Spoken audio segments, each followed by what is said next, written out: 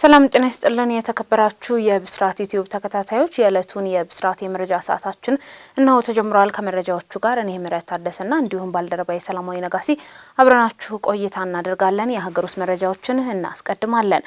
በትግራይ ክልል ከሚገኙ የስኳር ታማሚዎች ግማሽ ያህሉ መድኃኒት ለማግኘት እየተቸገሩ መሆኑ ተነግሯል። በአሁኑ ወቅት በትግራይ ክልል የሕክምና ክትትል የጀመሩ 21276 የስኳር ህመም ተጠቂዎች ያሉ ሲሆን ከዚህ ውስጥም 12734 ያህሉ አስፈላጊውን ሕክምናና ተገቢውን መድኃኒት እየወሰዱም ይገኛል። ሆኖም ግን ግማሽ ያህሉ በተለያዩ ምክንያቶች የስኳር መጠናቸው በደማቸው ውስጥ ሊኖር በሚገባ ልክ ማድረግ አለመቻሉን በትግራይ ክልል ጤና ቢሮ የፈውስና ተሃድሶ ክፍል ባልደረባ የሆኑት አቶ ቴዎድሮስ ጎበዛይ ለብስራት ሬዲዮና ቴሌቪዥን ተናግረዋል። አቶ ቴዎድሮስ አክሎም ከ8000 በላይ የሚሆኑ የስኳር ታማሚዎች አሁንም የስኳር መጠናቸው መቆጣጠር አለመቻሉ ያነሱ ሲሆን ለዚህ ዋነኛው ምክንያት ደግሞ እንደ ኢንሱሊን ያሉ መድኃኒቶች በበቂ ሁኔታ ባለመኖራቸው መሆኑን ገልጿል። ታማሚዎቹ ምንም እንኳን ወደ መንግስት የጤና ተቋማት በመሄድ ተገቢውን የሕክምና ክትትል ለማድረግ የሚችሉ ቢሆንም በተቋማቱ በቂ የሆነ የመድኃኒት አቅርቦት አለመኖሩን ተከትሎ አስፈላጊውን መድኃኒት ከግል የመድኃኒት መደብሮች ለመግዛት ይገደዳሉ። ይህ ደግሞ በተመጣጣኝ ዋጋ እንዳያገኙት ያደርጋቸዋል ብለዋል። በተለይም ከመኖሪያ ቀያቸው የተፈናቀሉና የኑሮ ውድነት ጫናን መቋቋም የከበዳቸው የስኳር ታማሚዎች መድኃኒቱን በተመጣጣኝ ዋጋ ማግኘት አለመቻላቸውና በዚህ ሳቢያም የስኳር መጠናቸው በሚፈለገው ልክ ለማድረግና ተገቢውን የሕክምና ክትትል ለማድረግ መቸገራቸውን አቶ ቴዎድሮስ ጎበዛይ ጨምረው ለጣቢያችን ተናግረዋል ስትል ሰብል አበበ ዘግባለች። በባንክ አካውንት ውስጥ በቂ ብር እንደሌለ እያወቀች ብር እንዲወጣ በተለያየ ጊዜ ቼክ የሰጠች ግለሰብ በእስራት ተቀጣለች። በምዕራብ ሸዋ ዞን ሆለታ ከተማ ጎሮ ቄሬንሳ ቀበሌ ውስጥ ባላት ኃላፊነት የተነሳ በባንክ አካውንት ውስጥ በቂ ብር እንደሌለ እያወቀች ብር እንዲወጣ በተለያዩ ጊዜያት ቼክ የሰጠች የስራ ኃላፊ በእስራት ተቀጣለች። ብስራት ሬዲዮ ከምዕራብ ሸዋ ዞን ፖሊስ መምሪያ ኮሚኒኬሽን ጽሕፈት ቤት ባገኘው መረጃ ተከሳሽ ብዙነሽ ግርማ የተባለች ግለሰብ ሂብሳ የብረታ ብረት ስራ ፒኤልሲ አክሲዮን ውስጥ ባላት ኃላፊነት የተነሳ አካውንት ውስጥ በቂ ገንዘብ እንደሌለ እያወቀች ብር እንዲወጣ የተለያዩ ጊዜያትን ቼክ ሰጥታለች። ተከሳሿ ህዳር 1 ቀን 2016 ዓ.ም ነዋሪነታቸው ሆለታ ከተማ ለሆኑት አቶ ከተማ ቢጊ ለተባሉ ግለሰብ በባንክ አካውንት ውስጥ በቂ ብር አለመኖሩን እያወቀች ከኦሮሚያ ህብረት ስራ ባንክ 1,300,000 ብር እንዲያወጡ ቼክ የሰጠች እንደሆነ ተረጋግጧል።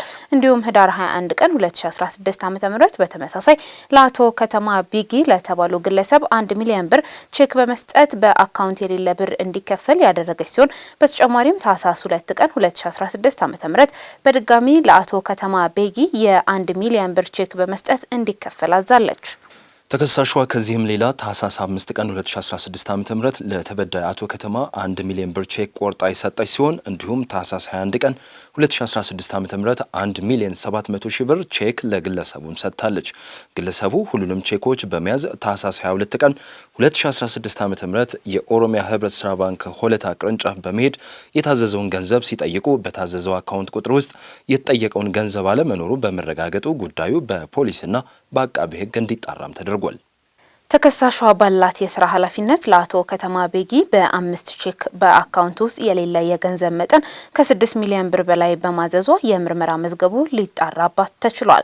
ፖሊስ ከአቃቢ ሕግ ጋር በመሆን ተከሳሿ አስፈላጊውን መረጃዎች በማሰባሰብ የምርመራ መዝገቡን ያጠናቀቀ ሲሆን አቃቢ ሕግም በወንጀል ሕግ ቁጥር 693 መሰረት የሚያዙበት ገንዘብ ሳይኖር ቼክ በማውጣት ወንጀል ክስ መስርቷል። በአቃቢ ሕግ የተመሰረተውን ክስ ሲመለከት የነበረው የምዕራብ ሸዋ ዞን ከፍተኛ ፍርድ ቤትም ተከሳሿ በሌለ ሂሳብ ህጋዊ ቼክ ለባንክ በማቅረብና በመስጠት የማጭበርበር ወንጀል ጥፋተኛ ሆና በመገኘቷ በ8 ዓመት ከ5 ወር እስራት በ5,000 ብር መቀጮ እንድትቀጣ መወሰኑን ብስራት ከምዕራብ ሸዋ ዞን ፖሊስ ኮሚኒኬሽን ያገኘው መረጃ ያሳያል ስትል ሰማሃር አለባቸው ዘግባለች። የተከበራችሁ ተመልካቾቻችን እየተከታተላችሁን ስለሆነ ከልብ አድርገን እናመሰግናለን። ወደ ዓለም አቀፍ መረጃችን እናልፋለን።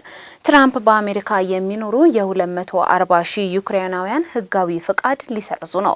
የትራምፕ አስተዳደር ከሩሲያ ጦርነት ሸሽተው የወጡ 240 ሺህ ዩክሬናውያን ጊዜያዊ ሕጋዊ ፍቃድ ለመንጠቅ ማቀዱን ሮይተርስ የትራምፕ ከፍተኛ ባለስልጣንና ጉዳዩን የሚያውቁ 3 ምንጮችን ጠቅሶም ዘግቧል። ሮይተርስ እንደዘገበው ይህ ዩክሬናውያንን የማፈናቀል ሂደት በሚያዝያ ወር ላይ እንደሚጠበቅና በፍጥነት ተግባራዊ ሊደረግ ይችላል ተብሏል። እቅዱ ከፕሬዚዳንት ዶናልድ ትራምፕ ከዩክሬን ፕሬዚዳንት ቮሎዲሚር ዜሌንስኪ ጋር ከፈጠሩት ፍጥጫ ቀደም ብሎ ነበር ተብሏል። በፕሬዚዳንት ጆ ባይደን ስር ወደ አሜሪካ እንዲገቡ ወደ 1.8 ሚሊዮን ለሚጠጉ ስደተኞች የተዘረጋው ጥበቃን በመሰረዝ የትራምፕ አስተዳደር ሰፊ ስደተኞችን የማስወጣት ጥረት አካል ናቸው። ሆኖም ግን ከዋይት ሀውስ ምንም አይነት ይፋዊ ምላሽ አልተሰጠም። የዩናይትድ ስቴትስ የሀገር ውስጥ ደህንነት ክፍል ቃል አቀባይ ትሪሲያ ማክላውሊን መምሪያው በአሁኑ ጊዜ ምንም አይነት መግለጫ አይሰጥም ብሏል። የዋይት ሀውስና የዩክሬን ኤምባሲ አስተያየት እንዲሰጡ ለቀረበላቸው ጥያቄም ዝምታን መርጧል። በጃንዋሪ 20 የወጣው የትራምፕ ስራ አስፈጻሚ ትዕዛዝ መሰረት በአሜሪካ ለመቆየት ፍቃድ ያጡ ስደተኞች የተፋጠነ የመባረር ሂደቶች ሊገጥማቸውም ይችላል። ሰሜን ኮሪያ ከሳምንታት በፊት ለቱሪዝም ክፍት ያደረገችው በሯን በድጋሚም ዘጋች።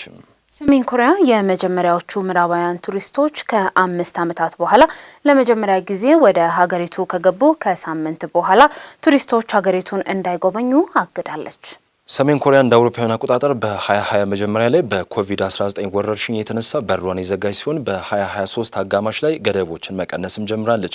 እንደ አውሮፓውያን አቆጣጠር በ2024 ለሩሲያ ጎብኚዎች ክፍት መደረጉም ይታወሳል። ምዕራባውያን ቱሪስቶች ደግሞ ወደ ሩቅ ምስራቅ ከተማ ራሰን እንዲገቡ የተፈቀደላቸው ባለፈው ወር ብቻ ነበረ። ሆኖም በርካታ አስጎብኚ ኩባንያዎች እስከሚቀጥለው ማስታወቂያ እስኪደርሳቸው ድረስ ወደ ሀገሪቱ የሚደረጉ ጉዞዎች ተሰርዘዋል። ፒዮንግያንግ በድንገት እዚህ ውሳኔ ላይ የደረሰችበት ምክንያት አልተናገረችም። ከኮሪያ አጋሮቻችን ራሰን ከተማ ለመጎብኘት እንደማይቻልና ለሁሉም ሰው እንደተዘጋ የሚገልጽ ዜና አሁን ደርሶናል ሲል መቀመጫውን በቻይና ያደረገው ኬቲጂ አስጎብኚ አስታውቋል። ፓይነር ቱርስ እና ኮሪዮ ቱርስ እገዳውን ካስታወቁ ሌሎች ኤጀንሲዎች መካከል ይገኙበታል። በሚያዝያና ግንቦት ውስጥ ጎብኚዎችን ያቀዱ በረራዎችን ከማስያዝ መቆጠብ ይኖርባቸዋል ሲሉ አስጎብኚ ድርጅቶች አስታውቀዋል። የጉብኝት ኦፕሬተሮች እንደተናገሩት የጎብኚዎቹ እንቅስቃሴ ከወረርሽኙ በፊት ከሚደረጉት ጉዞዎች የበለጠ የተገደበ ነው።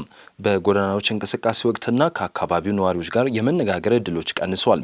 በሄርሜት ግዛት ውስጥ የስልክና የበይነ መረብ ግንኙነት የለም። አንድ የጉብኝት መሪ ራሰን ለጉብኝት አስቀድሞም የተመረጠችው በአንጻራዊ ሁኔታ ለመቆጣጠር ቀላል ከተማ ስለሆነች ነው ብለው እንደሚጠረጥሩም ተናግረዋል። በዚህ ሳምንት መጀመሪያ ላይ ኮሪዮ ቱርስ ከ5 ዓመታት በኋላ ለመጀመሪያ ጊዜ የፒዮንግያንግ ማራቶን ዓለም አቀፍ ማመልከቻዎችን እየተቀበለ መሆኑን ተናግሯል። ዝግጅቱ ለኤፕሪል 6 መርሃ ግብር ተይዞለት ነበር። ነገር ግን ውድድሩ እንደሚካሄድ ግልጽ አይደለም። ሰሜን ኮሪያ በ2019 ወደ 350 ሺህ የሚጠጉ የውጭ ሀገር ቱሪስቶችን እየተቀበለች ሲሆን 90 በመቶ የሚሆኑት ቻይናውያን መሆናቸውን የመገናኛ ብዙሃን ዘግበዋል። የተከበራችሁ ተመልካቾቻችን ለዕለቱ ያዝንላችሁ የብስራት ዩቲዩብ የመረጃ ሰዓታችን ይህን ይመስል ነበር። ከመረጃዎቹ ጋር እኔ ምህረት ታደሰ እንዲሁም ባልደረባዬ ሰላማዊ ነጋሲ አብረናችሁ ቆየን። ሰላም።